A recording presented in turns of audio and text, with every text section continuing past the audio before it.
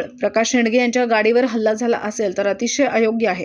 प्रकाश शेंडगे हे ओबीसी चळवळीचे नेते आहेत. मला सगळ्यांना सांगायचं आहे की बाबासाहेब आंबेडकरांचे संविधान जे आहे त्या संविधानाने मताचा आणि निवडणूक लढवण्याचा अधिकार दिला. लोकांना कोणाला मत द्यायची ते देतील, कोणाला अशी भीती दाखवणे, हल्ला करणे असे प्रकार होता कामा नये. समोरच्या कोणी उमेदवारांनी केलं असेल असे मला वाटत नाही. काही अतिउत्साही कार्यकर्ते असतात आणि मग ते असं काहीतरी करतात. माझ्याबद्दल ते म्हणाले, भुजबळ यांनी घाबरून माघार घेतली. मी कोणाच्याही बापाला घाबरत नाही. मी माघार घेतली जागा जाहीर करायला वेळ लागला म्हणून. माझ्यामुळे काही पक्षांमध्ये अडचण होत असेल कोणाच्या इच्छुक लोकांची तर मी दूर होतो. तुम्ही लवकरात लवकर निर्णय घ्या. ज्याचा तुम्ही निर्णय घ्याल आम्ही त्याच्या मागे खंबीरपणे उभे राहणार. त्याच्यासाठी मी माघार घेतली. एवढी मोठी ओबीसी लढाई झाली, त्या लढतीला मी नाही घाबरलो आणि हल्ले झाले तेव्हा नाही घाबरलो. प्रकाश शेंडगे किंवा कुठल्या इतर पक्षाचे उमेदवार असेल तर लोक ठरवतील किती मत द्यायचे. दादागिरी करून कोणाला थांबवू शकत नाही.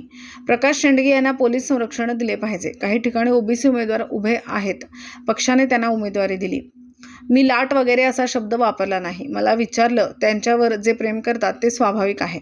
त्याच्यावर परिणाम होऊन सभेला सुद्धा लोक जात आहेत. प्रश्न असा सहानुभूतीचा नसून देशाचा नेतृत्व कोण करू शकतो हा प्रश्न मतदार विचारात घेतात. मोदींसारख्या खंबीर नेत्याच्या बाजूने लोक उभे राहतील. बाकी मतदानाच्या वेळेला लोक सहानुभूती बाजूला ठेवतात. असं थोडी म्हणणार आनंद झाला, ठीक आहे, नष्ट झालं तर बरं झालं असतं, एवढं सुद्धा बोलायचं नाही. काय म्हणायचं, भांडू द्या, ही परिस्थिती नसते, उद्भवली तर बरं झालं असतं. महायुतीचं तुम्ही काम करत असाल अशा रीतीने तुमच्या मनाची खंत, राग व्यक्त करण्याची ही वेळ नाही. महायुतीला मजबूतीला पण सपोर्ट केला पाहिजे. अनेक लोक फॉर्म घेतात, सगळेच फॉर्म घेतात. तुम्ही जाऊन फॉर्म घेऊ शकतात. जे माझ्याबरोबर आहेत त्यांना मी एवढेच सांगेन, महायुती अडचणीत येईल अशा रीतीने कुठे वागू नये. नाशिक जागा महायुती, मी सांगितलं होतं 20 मे पर्यंत तरी जाहीर करा म्हणून. मला वाटलं माझ्यामुळे अडला असेल म्हणून मी दूर झालो. आम्ही निश्चितपणे नाशिक जिल्ह्याच्या दोन्ही जागा निवडून आणू. महायुतीत अनेक नेत्यांकडे मत मांडणार, देवाणघेवाण करणार. जरांगे म्हणजे काय, पंतप्रधान मोदींपेक्षा फार मोठा नेता नाही. त्या जरांग्याला हिंदुस्थान घाबरलाय. त्याची अक्कल हुशारी किती काही बडबड करतो. तू नाशकात येऊन बोलते. ओपनची जागा आहे, ओबीसीनी लढू नये. त्याला एवढेही कळत नाही की ओबीसीना विधानसभेत, लोकसभेत आरक्षण नाही. आता आम्ही सुद्धा येवला ओपन आहे, तिथून निवडून समीर भाऊ सुद्धा ओबीसी असून इथूनच खासदार म्हणून निवडून आले. तो तर असं पण बोलला, मोदींना महाराष्ट्रात येऊ देणार नाही. मोदींच्या तर केवढ्या जंगी सभा होतात. तो गिनतीत सुद्धा नाही सध्या. बेडकासारखा फुगायचं काही कारण नाही. मी काय करू आता. जरांगे यांनी आमची ही लढाई झाली, ओबीसींचं रान पेटलं, घटना घडतात. आमचेच लोक असतील, कोण कुठल्या पक्षाचा, कोणाचे विचारधारा काय, तर मी काय सांगू. कार्यकर्त्यांना मी समजवण्याचं काम करतो. हा त्यांच्या पक्षाचा निर्णय आहे, त्यांना विचारायला पाहिजे. उज्ज्वल निकम उत्कृष्ट असे वकील आहेत. राज्याच्या, देशाच्या विरोधाचे आतंकवादी आहेत. त्यांच्या विरुद्ध यशस्वीरित्या त्यांनी कोर्टामध्ये बाजू मांडली. त्यांना सुद्धा धोका निर्माण झाला. त्याची पर्वा न करता त्यांनी देशसेवा केली. कदाचित त्याचे बक्षीस दिले गेले असेल. भाजपचे प्रश्न मला विचारू नका. त्यांना नसेल तिकीट दिले तर कुठेतरी सामावून घेतील, असे सोडणार नाही. मी कधी धमकी देत नाही. जे काय बोलतात ते वर्तमानपत्र छापून येतं. तो प्रकाश शेंडगे यांच्या गाडीवर जर हल्ला झाला असेल तर ते अतिशय अयोग्य आहे. नंबर 1, प्रकाश शेंडगे हे ओबीसी चळवळीचे एक नेते आहेत आणि मला सगळ्यांना सांगायचं आहे की बाबासाहेब आंबेडकरांचं हे संविधान जे आहे त्या संविधानाने जसं मताचा अधिकार दिला तसं निवडणूक लढवण्याचा सुद्धा अधिकार दिलेला. त्याच्यामुळे लोकांना कोणाला मतं द्यायची ते देतील. कोणाला असं भीती दाखवून किंवा हल्ला करून अशा प्रकारचे जे आहे ते प्रकार होता कामा नयेत. अर्थात मला स्वतःला असं वाटत नाही की समोरच्या कोणी उमेदवाराने असं केलं असेल, पण मधल्या अशा ज्या काही कार्यकर्ते असतात ते अतिउत्साही असतात आणि मग ते असं काहीतरी करतात.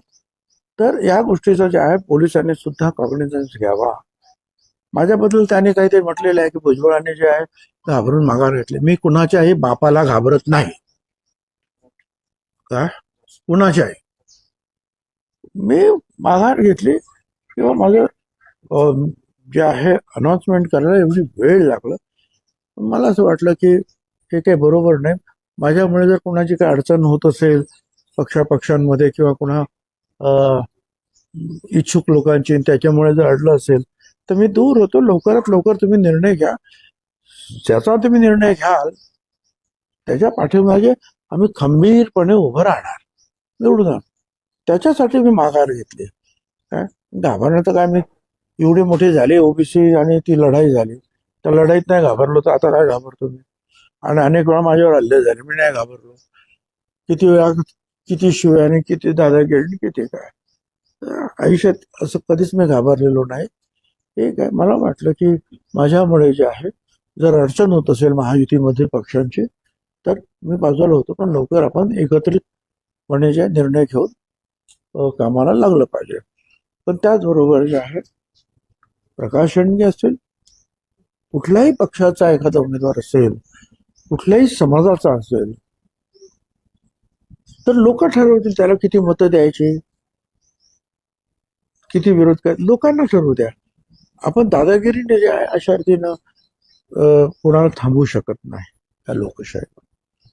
आणि म्हणून याबद्दल जे अर्थातच प्रकाश शेंडगे यांच्यावर हल्ला वगैरे जर झाला असेल, सगळ्यांनाच डॉमिनेट करण्याचे काम चाललेलं आहे. ठीक आहे. काही ठिकाणी ओबीसी उमेदवार उभे आहेत, काही पक्षांनी त्यांना उमेदवारी दिली आहे, काही ठिकाणी लहान पक्षांच्या वतीनं सुद्धा ते उभे आहेत, काही ठिकाणी स्वतंत्र सुद्धा उभे आहेत. होत ह्या ज्या क्लॅशेस ज्या आहेत काही ठिकाणी आहेत, नाही असं नाही, पण हे परंतु ते लोक उभे राहतात तर ते उभे राहिलेच पाहिजे. काय नाही तर मग याच्या पुढे असं होईल की मागास वर्गीय उमेदवार निवडणूकच लढवता कामा नये असं होऊन जायचं. तर असं नाही होणार. काही ठिकाणी ह्या गोष्टी जर घडत असतील ते थांबवल्या पाहिजेत. मी लाट वगैरे असा शब्द वापरलेला नाही, हा माझ्या तोंडाला घातलेला शब्द आहे. मला जेव्हा विचारलं की त्यांचं ते काय चालत, म्हटलं तर हे काय पक्ष त्यांचे जे आहेत लोक अर्धे जे बरेचसे लोक इकडे आलेले आहेत, त्याच्यामुळे काही लोकांच्या मनामध्ये त्यांच्याबद्दल जे आहेत, जे त्यांचे प्रेम करतात त्यांच्यावर, तर त्यांना वाईट वाटणं स्वाभाविक आहे. आणि त्याचा परिणाम म्हणून त्यांच्या एका सभेला सुद्धा लोक जात आहेत. परंतु काही जरी झालं तरी प्रश्न हा कोणाच्या सहानुभूतीचा नसून देशाचं नेतृत्व खंबीरपणे कोण करू शकताय हा मुद्दा शेवटी जो आहे मतदार विचारात घेतात. आणि ते पाहिल्यानंतर आज तरी जागतिक परिस्थिती असेल किंवा आपल्या राष्ट्राच्या अंतर्गत काही परिस्थिती असेल, हे सगळं पाहता मोदी साहेबांसारखा खंबीर नेता जो आहे त्याच्याच बाजूने जे आहेत लोक शेवटी जे आहे मतदान करणार. बाकी मतदानाच्या वेळेला सहानुभूती लोक बाहेर बाजूला ठेवतात. आणि देशाचं नेतृत्व कोण करू शकतो, कसं करू शकतो, हा प्रश्न जे पुढे येतो.